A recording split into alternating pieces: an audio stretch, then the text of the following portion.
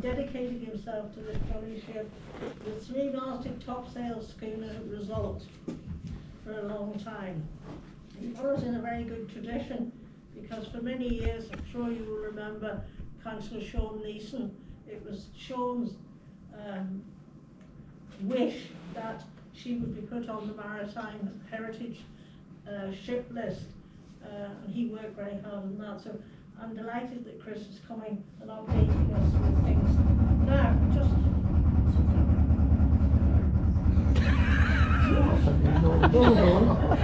that's Halloween.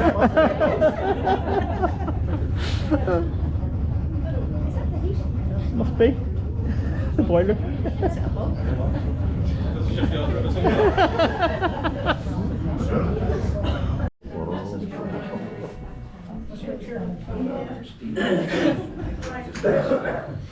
Interesting introduction. Just as a follow on to Chris's talk, if you look in your leaflet, you'll see on Wednesday the 5th of November, you are fortunate people, you will have me talking. And I'm going to be talking sleeve true to the silver screen. I'm going to be talking about the Carrickfergus shipyard itself and the various people who were employed and built up the shipyard, which ended up with result. So we're going backwards. Result first. Thank you. No worries, thank you very much. Okay. See that all right?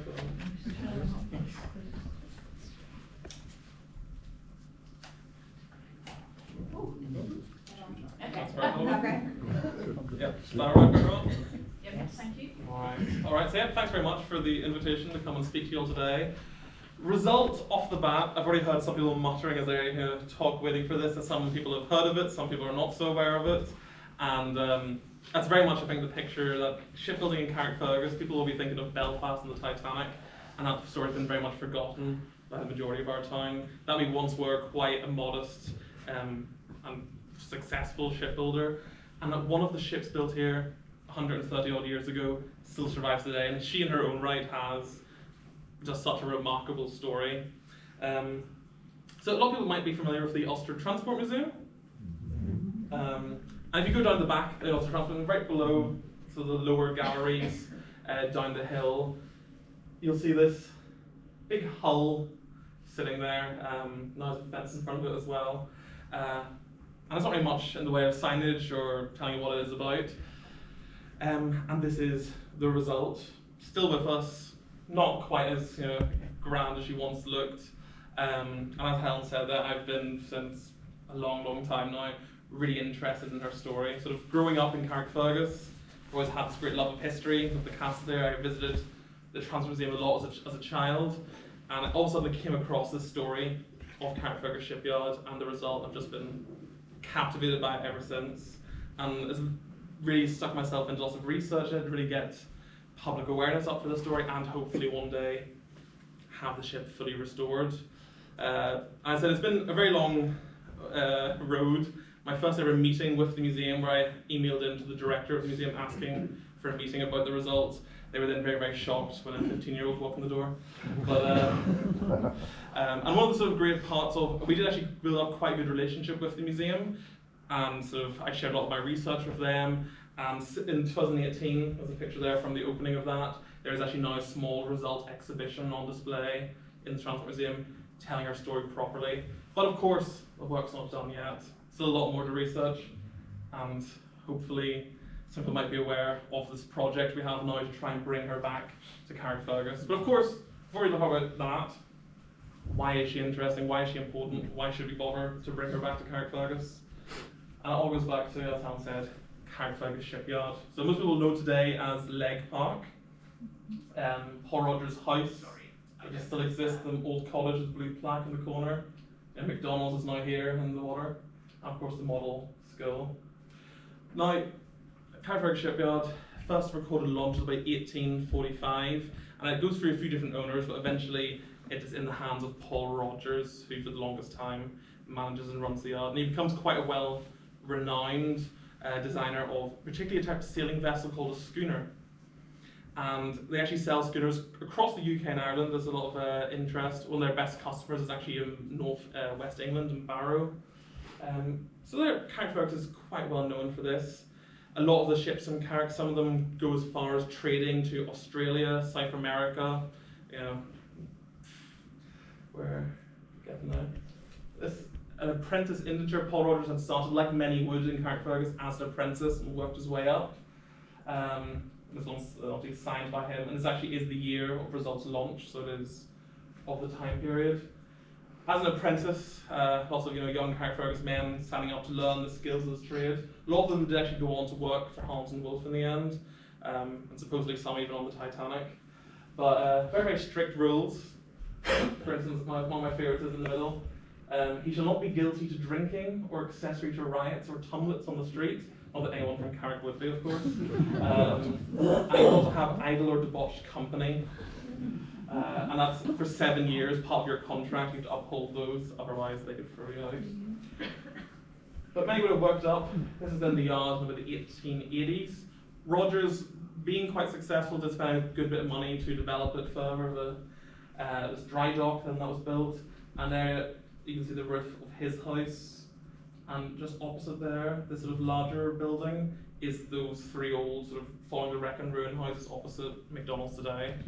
So this is what the Windrose car park I would say now. Yeah.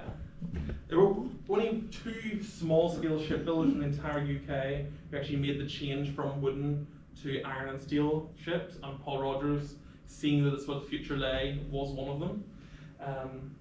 So you've got then for the first iron vessel, this amazing picture of the workforce. Paul Rogers with his big beard and top hat in the back there. It's just a great image into the time. All these different young men, man with his arm in a sling, good old first aid back then. He's still heating up rivets, which obviously tells you this photograph is still posed. But yeah, and of course then today, all that remains of this shipbuilding enterprise is the house that he built for himself on the corner of the yard. But of course we're here to talk about the result. Like I said, one of his best customers was in Barrow and Furness in England, and that was a ship-owning family called the Fishers. And there was another sort of rival ship owner in the same town, the Ashburners, and they'd seen the Fishers had quite a good bit of success, about 12 schooners from Carrickfergus in their fleet, and they wanted in on this action basically. They wanted a newer ship, and came then to Paul Rogers in Carrickfergus, and they sat down and decided, and sort of made up the agreement to build what would become the result. Richard Ashburner had also previously been a shipbuilder, and so between him and Paul Rogers, they sort of collaborated on the design, arguing, as I said, back and forth, along with Robert Wright, who would go on to be her first captain. So the 3 men had a number of meetings where they discussed the plans. Apparently there's a copy of the plans in the National Museum in Greenwich, where you can see the different pencil rubbings that they tried to change the lines multiple times over. So there's a few different result plans from Lloyd's of the time. There we go. A big thing of the result. Now, a functional cargo ship, these are schooners typically in the coastal trade at this time. So she's essentially doing what a motor lorry does today, hopping along the coastline or across the Irish Sea, bringing small cargoes to not just significant towns or cities like Belfast or Carrickfergus, but even just little small villages where there is just some old quay where she can park, or even a beach sometimes would do it. There's a great story about a schooner that's still at Belfast to bring an entire church to Donegal, and this is just high tide, run the schooner up onto the beach, low tide, the whole congregation comes out, all just take all the bricks off bit by bit and carry them over to land, and then once the high tide comes again, the ship floats off and they've got their IKEA flat back at the time to build their own church. So they would be doing any sort of cargo they could find. And for this, then, the ships had to have very much a flat bottom, so they could easily ground or sit in tidal harbours. But because the Ashburners and Rogers also have an eye for, they also were both heavily involved in yacht building, so they had an eye for aesthetics as well. So there's actually quite a pronounced sheer, which a lot of other ships of her type wouldn't have had. So they wanted to make, of course, a functional, profitable ship, but also show off that we can make one that's really, really nice looking too. So the basic layout of the ship is, in the front, the crew quarters. A large cargo hold obviously makes up the majority of her. At the back, the captain and the first mate will have their own wee quarters there. So she starts construction in 1892. Fiddly buttons. Oh well. She starts construction in 1892. During her construction work, unfortunately, Paul Rogers does actually go bankrupt after a long series of financial misfortunes. And she's then completed by a Scottish shipbuilder who comes in and takes over, Robert Kent. But she is completed as per the design that Rogers and Ashburn had made. And she's launched on the 6th of January 1893. So that's her then there, as she would have looked when first leaving Carrickfergus. At this point, she's primarily trading around Belfast, Dublin, and North Wales, Connors Quay, Chester. But like I said, she is a jack of all trades. This here I got recently from an archive in Canada. That's the length you have to go to track some of the stuff down. And these are actually crew agreement documents. So every half a year, the crew have to file in who's been working on the ship, that they're being looked after well. And they also sometimes record parts of the voyages, not all of it unfortunately. But here you can see then Robert Wright, her first captain. So she was launched on the 6th of January, and on the 25th she's handed over to her owners as tested and finished. The man from Larne here, who eventually jumps ship the next year. There's also a few years later another one from Donegal, who also eventually jumps ship and just runs off. So all of the Northern Irish crew seemingly liked abandoning ship on them. But master is up to the captain, the mate, second in command, able seaman, ordinary seaman. The only one missing from this that I didn't have off the start is normally should have a boy who's then typically the cook, and while he does cook for them, he also then literally learns the ropes to become a seaman himself. And you can see also the captain gets his shares out of whatever the money the ship's making, while the rest of them are paid at a rate of £1 a week for the maid, £3, or the boy just £1 a month. And that would be a job you'd start again around age 14 or so, or sometimes even 12 you can find in some cases. And that's the same along almost coastal communities where these ships operated. So as a result, most of her crew came from where her owners were from in England and Wales, and later on Devon. The story would have been the same. Island McGee, along the coast of County Down, were also very, very big schooner communities. And again, it's literally, once you're 14, off you go to sea in these sailing ships. So this here is then one of her first voyages. So she goes to Barrow first, and back and forth as across the Irish Sea. Stops in Carrickfergus a couple of times in the first years again as well. And of course, she's a purely sailing vessel, so there's no engines at this point. So some of these voyages take different lengths of time depending on obviously how the wind is.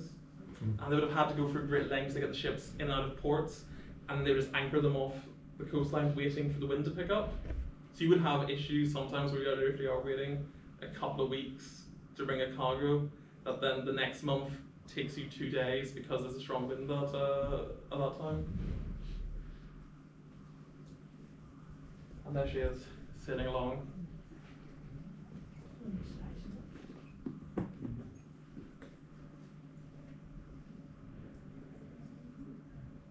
So, in her early days, she would carry a lot of bricks and tiles and coal and such.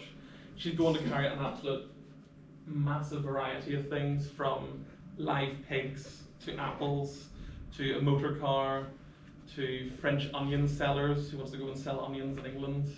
Basically just whatever work you could find. There's an account of coffins being carried on board. There's an account of, one of the best ones is mistletoe.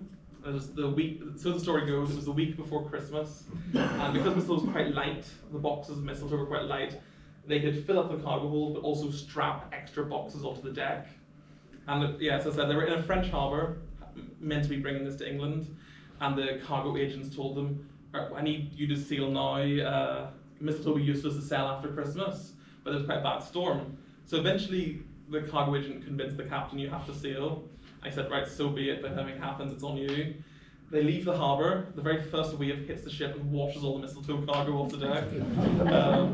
And it was proven very right. But yeah, for the working the cargoes as well, then whenever you're sitting in port, the entire crew would have to chip in and help to unload and offload. And if it's stuff like coal, for instance, they said that the ship would be completely black with all the coal dust, and you would spend days scrubbing and cleaning it all down. And as they worked, trimmers who were brought in to help balance the coal out inside, just stood down inside there as they poured coal in, and all the dust and stuff getting into their lungs. Nowadays we'd never get anywhere. Health and safety wouldn't allow it. But it was a difficult life that you wouldn't. So yeah, you definitely wouldn't get away with it now. Mostly for a lot of men, especially if you are from more rural, small port villages, it's either farming or go and see a bit of the world around you that you otherwise probably wouldn't. So a lot of them did actually like that sense of adventure. Some just obviously did it because they needed the money. So this is in the forward, later in the ship's life, in the forward crew rooms. They've got little bunks there with like a shutter door they could close across, so in heavy seas they didn't roll out of their bunk pretty much. There's a story where one man was due to get, well, he was expecting he would be getting the next promotion to be mate when the current mate left, and then a different man in the crew got it instead, and he was quite annoyed, and apparently took the knife from the kitchen table and held it up to him. He then ran and jumped, closed his bunk door across and stayed in there till the next day once he knew the man had left the ship essentially in a huff.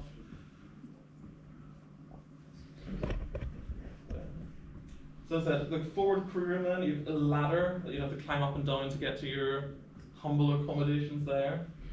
Obviously the two cargo hatches. At the back then, the captain has a nicer panelled room with a skylight and all for it as well. In the middle of the ship here, you've got a large winch, and back then obviously it's all by hand. Like I said, because there's no engines, you find in a lot of harbours where possible, they would either have to launch the lifeboat with an anchor on it, and then throw the anchor out to sea in what's called kedging, and then pull in the anchor. But actually, the anchor stays put, but the ship gets pulled off the harbour side, or get a large line from the dolly winch and attach it to the end of the pier, and then everyone has to try together and winch the ship out of position into the mouth of the harbour, where then a tugboat will come and tow you out to wait for the next wind. So once the idea was motors came along, it was obviously a much easier job for them. The very back of the ship's wheel, and then small paint locker on one side behind, and the other bit is your, how put it next to the ship's head, so the toilet facility basically. Very technical toilet. It was nicknamed by the crew the bucket and chuck it, so that tells you all you need to know about what. And obviously the ship's wheels, no protection from the elements. And you see in front of here, this is the binnacle that houses the ship's compass. And in my over a decade of research and results, I've met a few people who used to sail on it, or family members from former crew. And in one of these research trips in Devon, one of them handed to me, went, "Oh, do you want this? This is the old original binnacle of the Result, which is to house the compass. This is the original Victorian one installed in Rogers Shipyard." So I very, very, very carefully drove it all the way back home. Try not to damage anything when it already is. Apparently it was taken off and just chucked into a shed and stuff dumped on top of it. Hence the damage. But it has been nicely cleaned up and conserved, and is part of that exhibition in the Transport Museum today.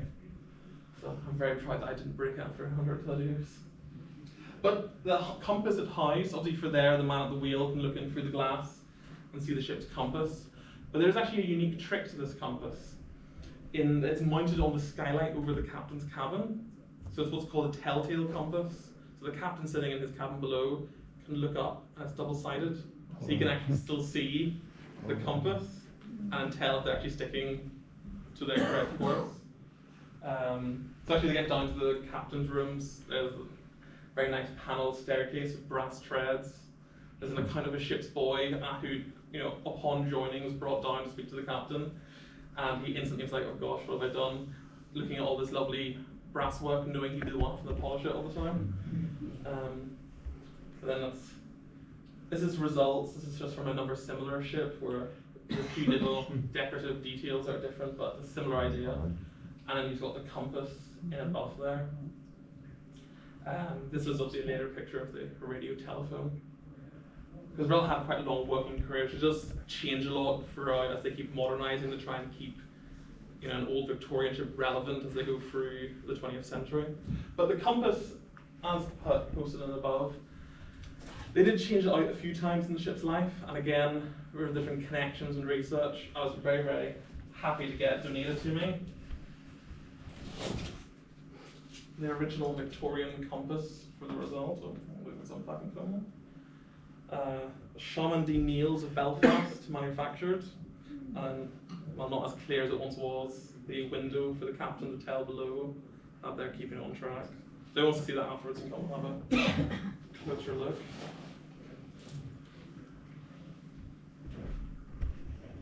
There's again the results. Captain's quarters.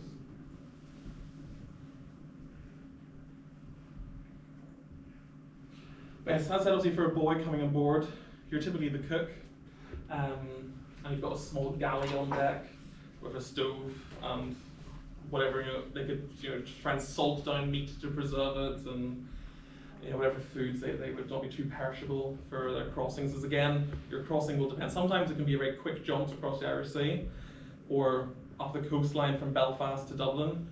But sometimes if the wind drops, you're out floating there for quite a while unless you do any fishing. You need to make sure that food lasts. But of course, they also then have to learn the ropes. And this then is the pin rail diagram. So every single rope tied down to every pin, and near 100 of them there that you would have to then, as a 14-year-old, start learning. And also to tell the difference in the dark with these ropes. So each rope will connect to a different bit of the rig. Well, I'm not a sailing expert. Each rope also has a different size and thickness. So in the dark you can feel this rope is this thick or that thick, then you know which one it is. But there's also no electric lighting and stuff like that this time. So they'd have to, I don't envy the job, that's for sure. And of course, whenever the ship's waiting for a cargo or waiting for the wind, there's always a lot of maintenance work doing there, constantly scrubbing, polishing, sanding, scraping, painting, and then up the mast there. It's a little bit of a difference when you look at ships that are in museums typically or not being sailed anymore, that they do start to suffer and deteriorate, is because they used to have crews who were literally constantly working on them. And actually it's heading through the seas, waves coming over the deck. And result then said it was quite a successful ship, sailing her routes. The Ashburners eventually, in about 1909, decided to retire and had no children who would take over the business, so they sold off the fleet of ships. And result was bought in the end by a consortium from North Devon, a small village called Bronson. So it is down quite like a narrow river and stream. We wouldn't really think today that it was ever once a big shipping hub, but it was. And she was then the largest ship to ever come into Bronson at the time, the whole village showing up to see her. And but to get in to the estuary, to first of all get to that river, to that village, there was a large, what they call the Bronson Bar. So it's basically a large sandbank. And that would have been the same around a few other estuaries around the UK and Ireland. But basically there, they would have to wait for high tide, because all the waters getting over the sandbank would create like a maelstrom. And it'd be very, very dangerous. A lot of ships would be lost. They'd have to wait for high tide, then try and get the ship over perfectly, without smashing her bottom in. And it said often that the water would just come rushing over the decks.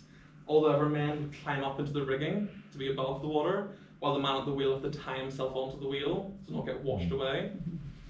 And that's one of the descriptions from a crew member called Sam Mitchell, who, as a boy, teenager, worked his way up on board. He describes it as almost like surfing with a ship.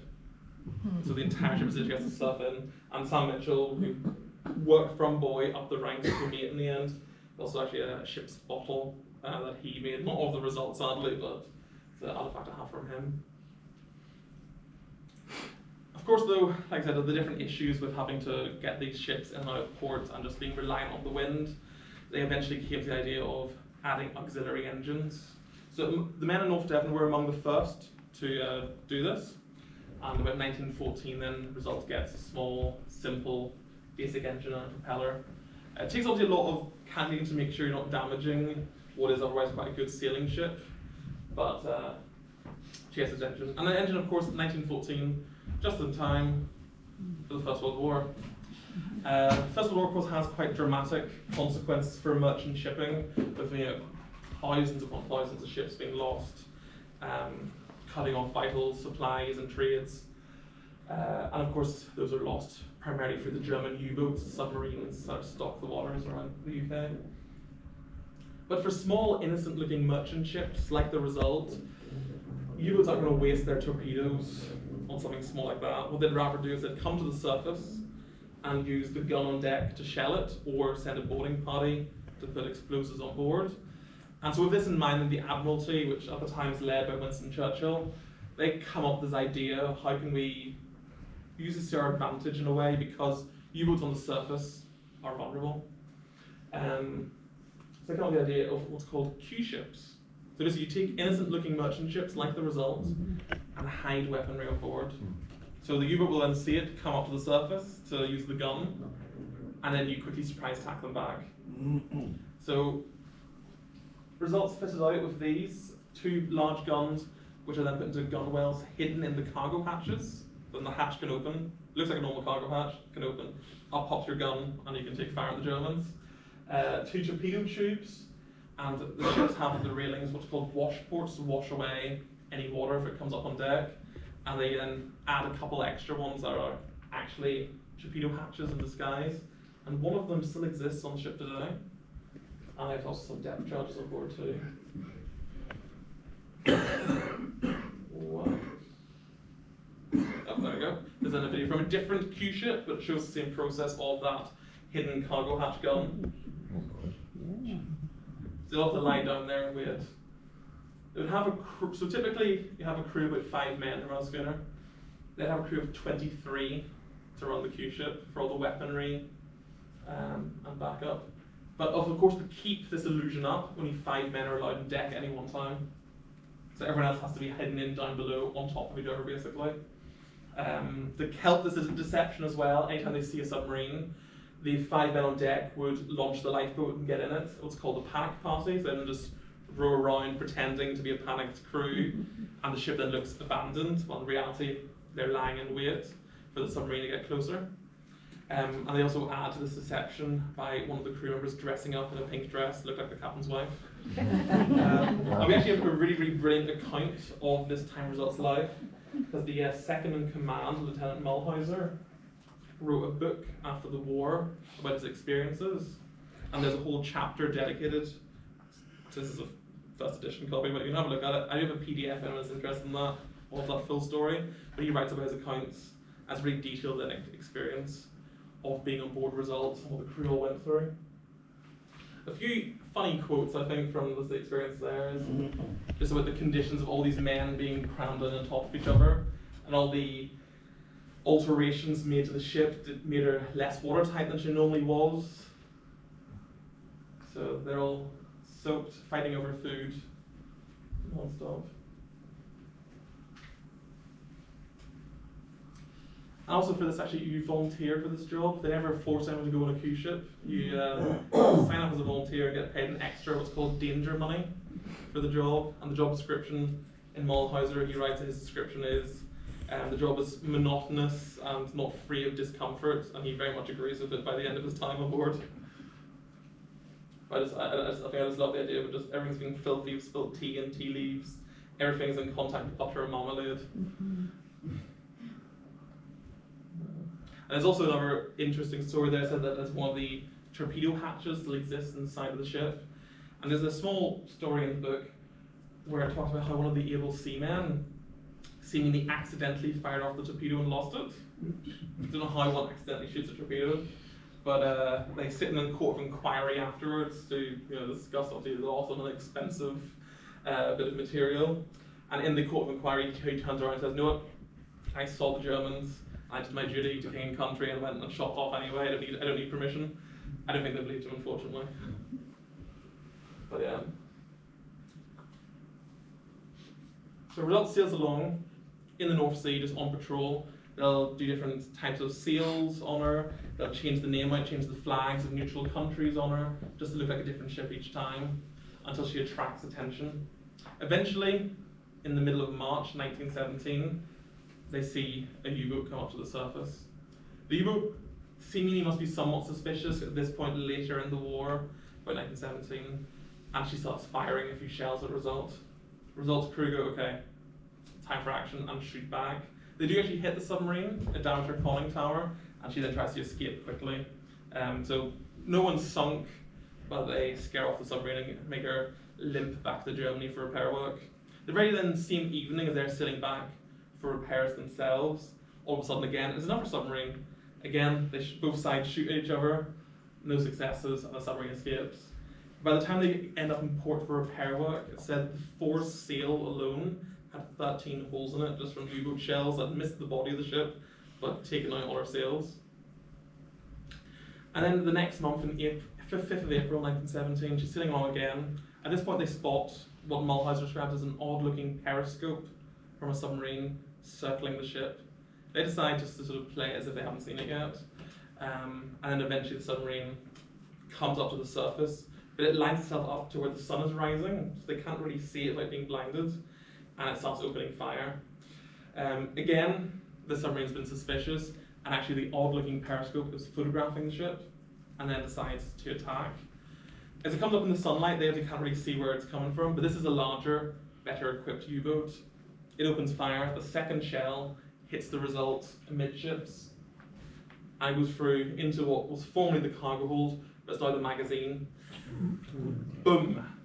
That explodes, 2 crew members are injured, one is thrown off his feet, blasted backwards down a companionway into the captain's cabin and lands on the stove, where it said he shattered the bones in his arm. And so the ship then obviously starts taking on water, smoke is billowing up, and of course because this is what used to be the cargo hold, it's through the cargo hatches, so the gun crew have smoke coming up around them, they're blinded, never mind the sunlight. So they do try firing, but they're not really having much success. But they're firing blindly into the distance, seems to scare the submarine somewhat, and she goes down, but stays nearby in a position, essentially getting ready to torpedo Result. They eventually try to patch the hole with sandbags and stop the flooding a bit, and thankfully all the noise has attracted the attention of a patrol vessel, the Royal Navy nearby, and then the U-boat runs off basically scared. But Result very nearly goes down, but the crew, by the skin of their teeth survive. And then this damage on the ship, they rivet a plate of metal over the hole, as left like that for the rest of her career at sea. And today this plate is also in the Transport Museum, now separated from the ship, but you can see the hole and the torn metal where the U-boat shell came through and almost sent them to the bottom. But yeah, eventually then a few months later, Result still doing her patrols, not really attracting much attention, and then it's found out through the spies that the Navy have that the ship was photographed, so essentially the Germans know to avoid her. So they decide, okay, she's useless now as a Q ship, and send her back to her owners, where she goes back to her less glamorous than espionage, but still a very, very important job, especially in the aftermath of the First World War, where merchant shipping had been that crippled by it. So she continues sailing along. At this point, she changes captains. So her captain at the beginning in Devon had been a man called Captain Ingleton. Then he retires, and a man called Captain Thomas Welsh takes over. These ships are essentially owned in shares of 64. So there's a local businessman who has the majority holding of shares. Captain Ingleton has the second largest number of shares, and the current captain, Captain Welsh, has the next largest set of shares. When it comes to ships like Result, literally anyone could buy shares if they wanted to. Even your local butcher or a reverend might have one share in a ship if he could afford it. Paul Rogers, the shipbuilder back in Carrickfergus, he had shares in a number of the ships he built as well. But so the story goes is that Captain Welsh's wife back in Bronson was one morning out, I think, sweeping at the doorstep, and she sees someone goes by and goes, oh, it's very, very early, and sees someone go by and goes, oh, did you hear that Captain Ingleton passed away in the night there? And she goes, oh, how awful. Goes into the house, puts on her coat, goes down then to the door of the Ingleton family and knocks it, and she says to the widow, very sorry for your loss and such. So about the shares and Result, and she has quite a bit of money herself from her father, who's also a successful sea captain, and she then buys the shares in result, actually ends up then having a larger portion of shares than her husband. And they actually run these as separate business concerns. So she's making more money off the ship that he's sailing in day and night. Which for the 1920s, I think it's quite unusual, but you know, girl power and all that. So, of course, the 1920s, as time goes on, 1930s, Great Depression, they're not making too much money these days. I think it's about, in the 1930s, you're talking about 100, 200 pounds of profit a year. Then comes, of course, the Second World War. With the Second World War, again, because merchant shipping is being lost at a dramatic rate, cargoes and the values are massively increasing, they actually become quite wealthy. They go from making about £2,000 of profit a year. So the family, because the two of them have such a large amount of shares between them, make quite a good bit of money. And they can, you know, buy a new house, buy a farm, send all the children to a private school eventually, to a boarding school, and they're very successful. With this then, Captain Welsh decides he wants to modernise the ship, you know, because she is at this point 50 odd years old. She's very much a relic as this sort of type of, you know, sail trade is ending. His wife then says, I don't want to spend my money on a 50-year-old boat, so he has to buy her out in order to do this refurbishment. With the restoration, the refurbishment then comes a new larger engine, a wheelhouse that can actually be sheltered at the back from the elements, and they make the cargo hatches larger to deal with more modern ports. But also another source of income eventually comes up in the 1950s. Result gets the opportunity to star in a movie. So in 1915, Carol Reed is directing an adaptation of a Joseph Conrad novel, Outcasts of the Islands. And they're looking for a ship to play a ship called Flash in the movie. So Result gets chartered for this. Her rigging and her sails have been adapted and changed a number of times over the years. For this, they go back to the original sail plan from her Paul Rogers days in the 1890s, full top sails and all, to make it look as, you know, impressive as possible, basically.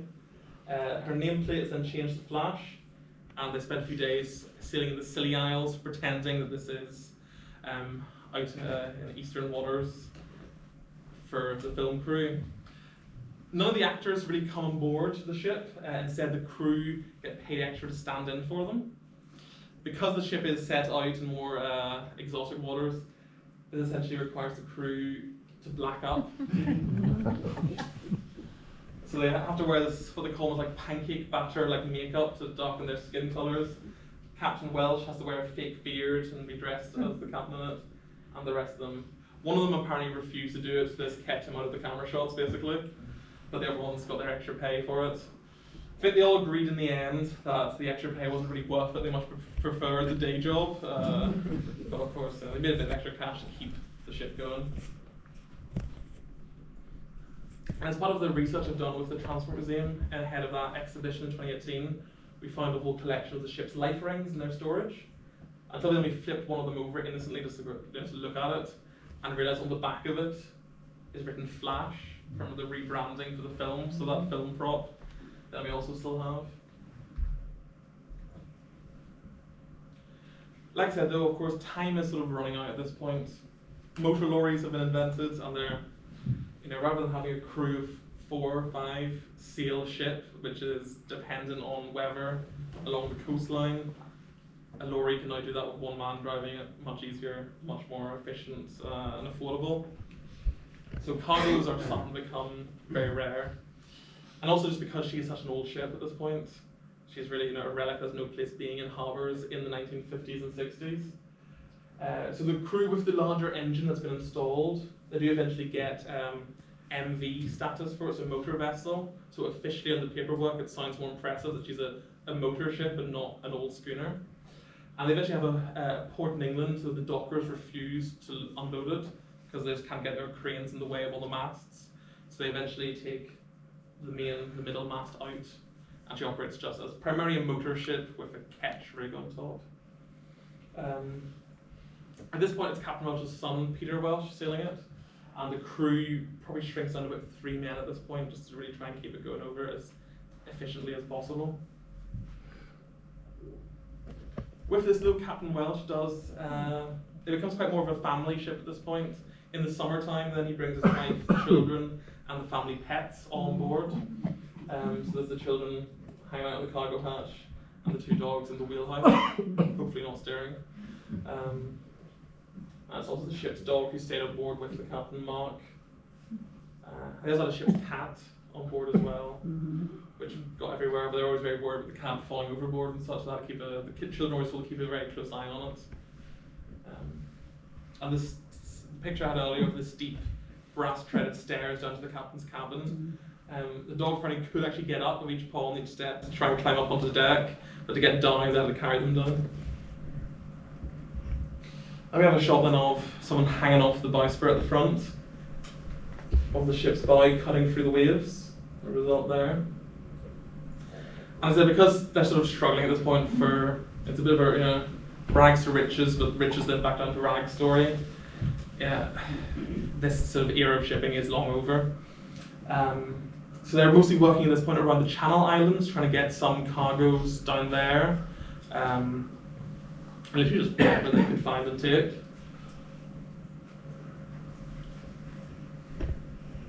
This then is actually a quote from a well-renowned maritime historian of schooners, who just talks about results, 74-year-long career at sea, just how successful and well-renowned she was as one of the fastest and most profitable and most successful and most aesthetically pleasing ships that they were involved in this, let's be honest, dirty jack-of-all-trades coastal work.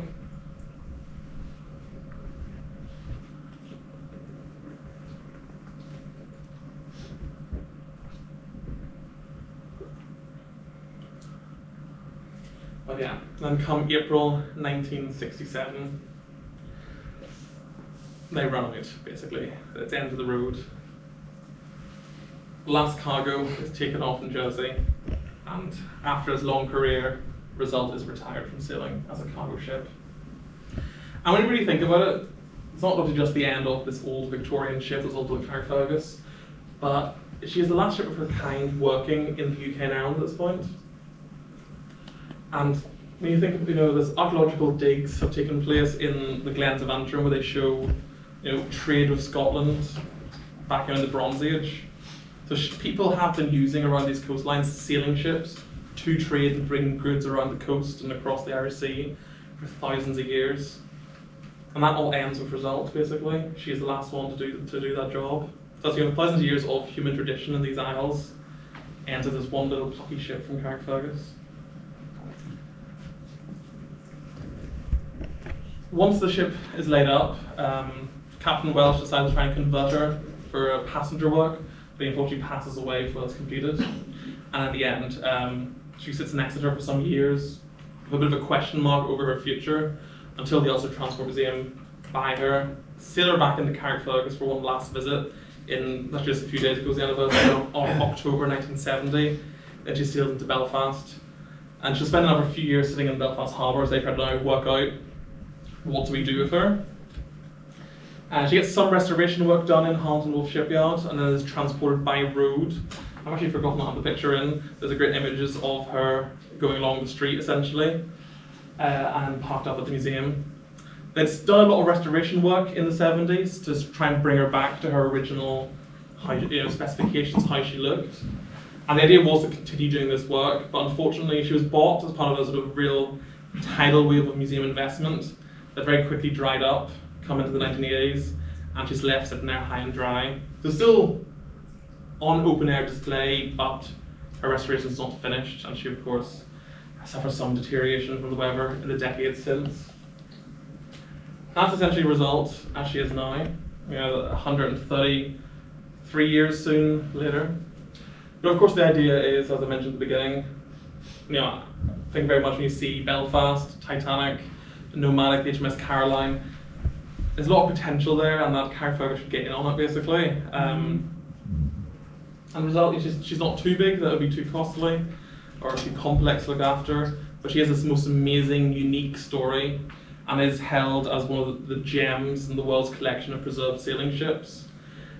She's got National Historic Ship status on the registers of the UK, which essentially is the ship equivalent of a Grade 1A listed building. So her significance is by no means under doubt, but that's the idea is what do we do with her? What can we do with her? Enter the Carrickfergus tall ship project. So essentially, as part of my research and sort of pushing for some sort of restoration work, it was always more of like a lobbying position. Until a few years back, we decided, you know what, let's do something about ourselves. And as Hal said at the beginning, Sean Neeson for many decades also really had this dream and been trying to promote it, but it's never really got off the ground. So we have a small dedicated team now that's sort of really trying to get this project going. We've some agreements with the museum who are interested in seeing, you know, a sustainable, viable case put forward for this, and would be, should that be presented to them, willing to, you know, let her come here. And we're chatting with council, and they'll do this whole Carrickfergus City Regeneration project at the moment, and they've drawn us this lovely concept art and offered some support. So we're sort of working multiple angles to see how we can do this. Of course, at the end of the day, we'll ultimately need to get some grants, you know, Heritage Lottery Fund, and we are working towards that. We're still very much in the development phase of things, trying to get all the costs and quotes and surveys done. She was surveyed about 4 years ago at this point, and they did still say, still strong, still salvageable, definitely not as bad as it looks. So it's very much a viable project, and of course it'd be great to one day see her back where she began all those years ago, fully restored with some sort of rig on top of her. I also think at the end of the day, how many towns have this sort of, you know, waterfront view of, you know, medieval castle, Victorian tall ship? It'd be quite the picture postcard image. And because she's a cargo ship by design, a large part of her is one big open empty space. Now, of course, you could throw museum exhibits in there, some sort of, you know, recreate some sort of cargo hold. Not necessarily needed. We already have a museum in Carrickfergus, and there's plans to do with this regeneration project. Instead, what we sort of vision is, you know, a living history attraction, you know, where people will take tours and be able to explore and hear stories. Or if anyone's been to HMS Caroline, they use their big space for a large, you know, projection show that goes through the history of the ship or the Battle of Jutland. There's a lot of potential you could use that cargo hold for, and of course also as a community events hub, essentially. And hopefully with all those different sort of elements, it'll generate enough income to keep up the maintenance for her, to make sure that she stays in good condition. So yeah, that's the cargo hold as it is today, actually, all stripped out. Thankfully, we're quite fortunate is because she was transported by road, a large part of her was stripped out, and a lot of the items are in storage, and different, you know, bits like the galley and deck furniture. And the stuff in storage has obviously not been in the weather, so it's still sitting there waiting and ready, really, to be put on back on the ship one day. Some examples from other ships around how you could use a cargo hold. I think these ones here are the Belfast barge, actually the exact same width as the result, so it gives you an idea. You know, film screenings, parties, concerts, you know, whatever it may be. At the end of the day, if there's a community event space of some kind, you really want community groups to take advantage of that and get involved rather than whoever runs it in the end dictating that.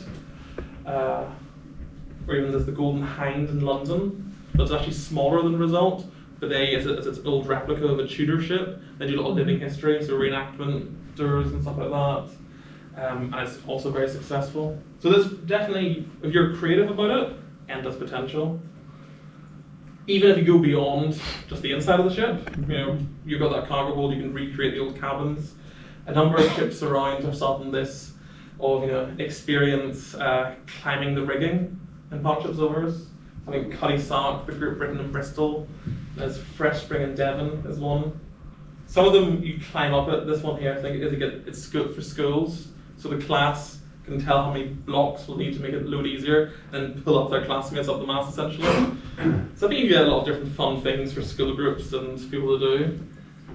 Another great project in Portsmouth recently is slightly too early, but also just lighting. How you can make the ship a real nice part of the waterfront, especially in, say, Christmas time or so. But there's this project in Portsmouth actually that's caught my attention recently. So the Portsmouth Historic Dockyard got an artist in as a for a residency, and he got a large replica sail and made like a charcoal drawing on it of the history of Portsmouth. And then this replica sail, they actually hung up on HMS Warrior, and then she became essentially like an outdoor art gallery. And I think that's also sort of as well to attract people who might not just be interested in the history of an old ship or the war stories as a result, but some sort of general wider history of the time and art. It was also 3 masts. You could have a few different tableaus on obviously days where the weather was good. As rare as they are, they do happen where you could have her as like an outdoor art gallery, or even use the sails. If she is sitting, as that concept art suggests, on the edge of the harbour car park, use the sails as a projection screen, drive-in movie nights, something like that. It's sort of, again, if you're creative, there are ways where she can make money as opposed to just being a museum you go to visit once, and if you're not interested, you probably don't need to go back again. There's a ship in America that's for Halloween. You can see this in Belfast at the moment on buildings. It's attacked by the Kraken there at Halloween. But overall, really, the sort of idea is, of course, to first of all, safeguard results future, and to make her finally, after all these decades, accessible to the public, to really engage with this. Well, it has been forgotten about. I think we can change that. What is an amazing story, and I can go on for ages about results, and I've already tried to cut myself down here because there are so many different human stories with the crew, the day-to-day lives on board. Young boys going out to sea and stuff like that. She is alive. She might be 130 years old, but there's a million stories to tell, really. Not also to mention just the wider Carrickfergus maritime history you could pull into it as well. And with that, of course, as well as pushing education, having other attraction in the town to bring more people in. Hope people will stay longer if they're visiting the castle, the museum, and the result. They'll stay in the town a bit longer. But also just to inspire the next generation of people who have to look after our history, which is, I think, is something that maritime history, despite having not really any maritime connections myself, I've fallen into it and become obsessed somehow. And I really do believe in the power of museums and museum ships, the physical objects, to do this. Because it worked for me. But yes, so that's where we are. As I said, it's very much in the development phase, early days. But we are obviously hoping that in the end we will bring her home, as the tagline essentially goes. And no final position has been chosen yet, but hopefully have her somewhere on the waterfront, near the harbour, near the castle, near Leg Park, where the old shipyard was, where she should be as a functional, hopefully important part of the community here and our tourism offerings. If anyone is interested in more, carrickfergustallship.com is our website. We've actually just added and updated it today. There's also Facebook and Instagram for it there as well. And we're also taking online donations if anyone has any spare cash, which is a big ask, but if anyone does, you're more than welcome to. It'd be much appreciated. But yeah, thanks very much for listening, everyone. On that note, I'll finally be quiet unless you've got any questions to ask. So thank you.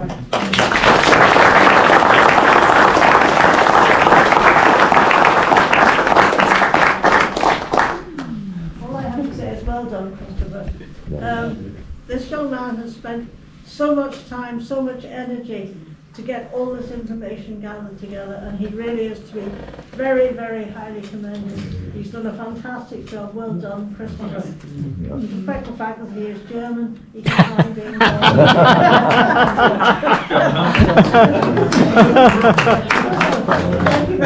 There is a book in it somewhere when I get around to it, but There's a look for the book when you're ready to retire. give it another 10 years. So if anybody is interested, please look at your literature for the Victorian week. There's lots of things going on that week, and I have to plug my own talk because I'm going to talk about the shipyard itself. The result is not my favourite ship. There are lots of other ones that I'm a lot more fond of. But very interesting that we have this marvellous little shipyard that people just don't think about. Yeah. All we have to show for it is Maritime Cottage and the blue flag. So do come along if you're interested still in shipping and shipbuilding in Carrickfergus, Wednesday the 5th of November. And many thank yous, Chris. Of course. Well done.